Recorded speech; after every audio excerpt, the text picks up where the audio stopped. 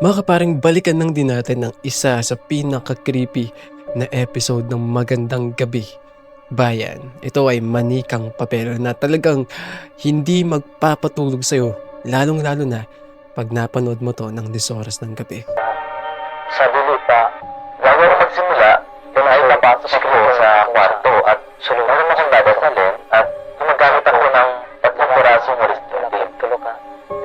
stick.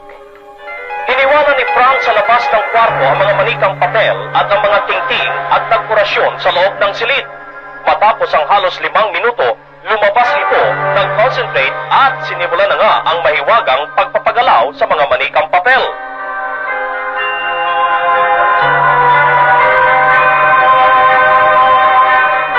Kagaya din ni Jess Brutalit, mahalaga ang tingting para kay Frank dahilan sa kapangyarihang taglay nito. Magamit rin na siya. Dahil yung mga paper dolls, matindog ang clearance claim. Wala na siya. Sinigurado ng grupo ng MGB na walang anumang tali na nakakabit sa mga manikang papel. Umiintayog ito kasabay ng maliliit na hataw ng tingting sa sahig na parang sinusunod ang anumang utos ng isipan ni Frank. Ewan ko mga parang pero marami nagsasabi na peke daw ito. Na kumbaga parang meron ng tali o merong tingting, I don't know.